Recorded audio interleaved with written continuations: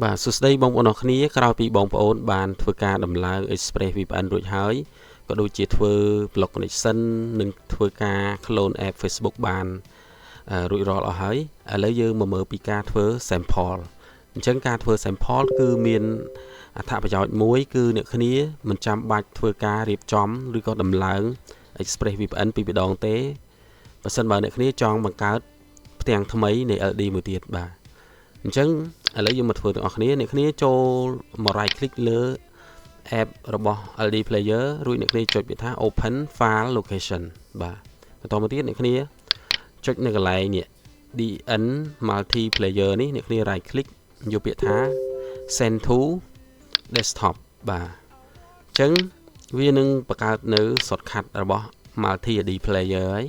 អ្នកគ្នាធ្វើការ right click ដើម្បីកែឈ្មោះវាងាយស្រួលក្នុងការយើងចំណាំឥឡូវខ្ញុំដាក់ថា admin បាទអញ្ចឹងតើ multi LD player នឹងវាមានតួនាទីធ្វើអីបាទ multi LD player វាមានតួនាទីក្នុងការគ្រប់គ្រងផ្ទាំង LD មួយបាទដូចយើងចុចលើនឹងមកយើងនឹងឃើញនេះផ្ទាំងទី1នេះបាទកំពុងតែ run បាទនៅពេលដែលយើងចុច close អូខេអ្នកគ្នាឃើញវាបិទទេបាទអញ្ចឹង multi LD player វាជាកន្លែងដែលយើងគ្រប់គ្រងផ្ទាំងរបស់ LD បាទអញ្ចឹងនៅកន្លែងនេះខ្ញុំដាក់ថា Los Angeles US បាទអញ្ចឹងមានន័យថាផ្ទាំងហ្នឹងគឺខ្ញុំចិញ្ចឹម account US នៅរដ្ឋ Los Angeles បាទអញ្ចឹងនៅពេលដែលគ្នាចង់លេងនៅរដ្ឋផ្សេងដូចជា New York បាទអ្នកគ្នាធ្វើការបង្កើត new LD player បាទបង្កើតនៅផ្ទាំងមួយទៀតបាទនៅពេលដែលគ្នាធ្វើការចុចលើផ្ទាំងហ្នឹងវាចេញតម្រង់បែបផ្ដេកបាទបន្តមកទៀតយើងឃើញថាវាអត់មាន app clone Facebook អត់មាន Express VPN យើងត្រូវចំណាយពេលក្នុងការយក Gmail ទៅចាក់នៅក្នុង Play Store រួចដំឡើងកម្មវិធីផ្សេងបាទអញ្ចឹងវាធ្វើឲ្យយើងមានការខាត់ពេលមែនតើបាទអញ្ចឹងឥឡូវនេះយើងមកមើលពីការធ្វើ sample បាទអញ្ចឹងខ្ញុំចង់យកផ្ទាំងទី1នេះបាទដែលយើងបានរៀបចំស្រេចបាទហើយមានទាំង app clone មានទាំង VPN ដែលយើងបានចាក់រួចជាស្រេចហើយបាទអញ្ចឹងខ្ញុំនឹងធ្វើឲ្យផ្ទាំងទី1នេះវាធ្វើជាគំរូដើម្បីយកវាទៅប្រើប្រាស់ធ្វើឲ្យផ្ទាំងទី2ទី3ឬក៏ទី4ក៏ដោយគឺវាឲ្យចេញទម្រង់បែបនេះទាំងអស់បាទ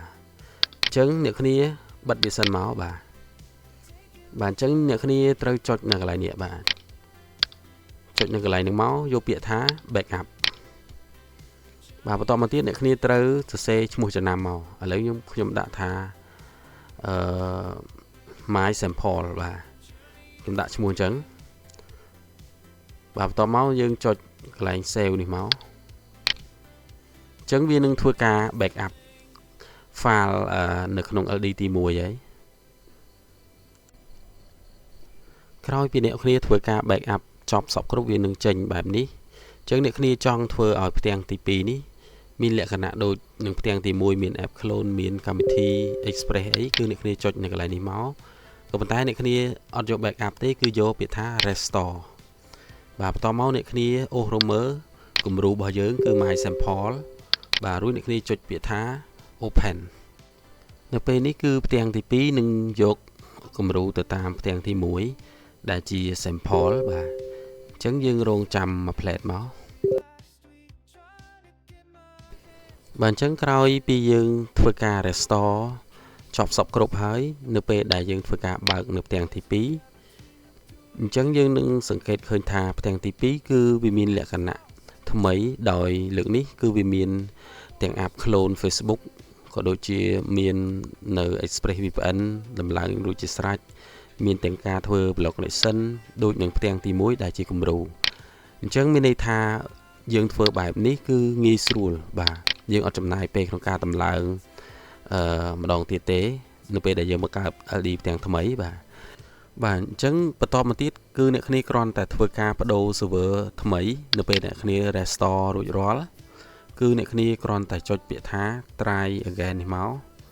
ដើម្បីយើងចូលទៅធ្វើការបដូរ server ដែលជាប់នៅក្នុង Los Angeles ដែលជាគំរូ យើងបដូរទៅរដ្ឋណាដែលអ្នកគ្នាចង់លេងថ្មីបាទអញ្ចឹងឧទាហរណ៍ថាខ្ញុំចង់ដាក់ទៅខាង New York បាទអញ្ចឹងយើងអូស Romer New York មកបាទអញ្ចឹងគំរូវាផ្ទាំងទី1លេងនៅ Los Angeles នៅពេលដែលយើង restore បានផ្ទាំងទី2អ្នកគ្នាលេងនៅរដ្ឋផ្សេងមកបាទយើងអាចលេងនៅ New York អីចឹងណាបាទបន្តមកទៀតនៅកន្លែង Multi ID Player នេះអ្នកគ្នាអាចកែឈ្មោះវាយើងដាក់ចំណាំទៅយើងលេងនៅរដ្ឋណាគឺយើងដាក់រដ្ឋនឹងមកបាទអញ្ចឹងនៅពេលដែលយើងបដូរឈ្មោះអីរួចរាល់ហើយគឺអ្នកគ្នាគ្រាន់តែចូលទៅធ្វើការកែនៅ time zone ថ្មីមកបាទអញ្ចឹងវាជាប់នៅគំរូរបស់យើងគឺនៅ Los Angeles អ្នកគ្នាចូលមកកាន់នេះ time zone យើងមកយើងអាចបដូរទៅតាមVPN របស់យើងអញ្ចឹងយើងបដូរមក New York វិញបាទអូខេអញ្ចឹងយើងធ្វើតែប៉ុណ្្នឹងមកគឺបានហើយបាទ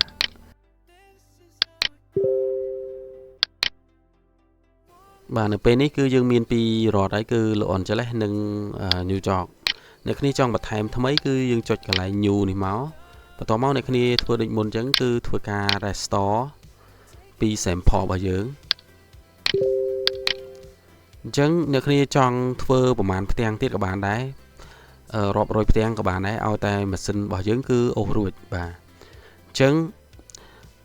វានឹងមាន Express VPN នៅគ្រប់ផ្ទាំងទាំងអស់នៅពេលដែលយើង restore ចប់មានន័យថាយើងអាចប្រើ Express VPN ហ្នឹងដោយអត់កំណត់ device ទេបាទបើសិនបើយើងធ្វើតាមវិធីបែបនេះបាទវិធីក្នុងការ backup ធ្វើជា sample ហើយយកវាមកធ្វើការ restore បង្កើតផ្ទាំងថ្មីទៀតបាទអញ្ចឹងមេរៀននេះគឺសូមបញ្ចប់ត្រឹមហ្នឹងហើយ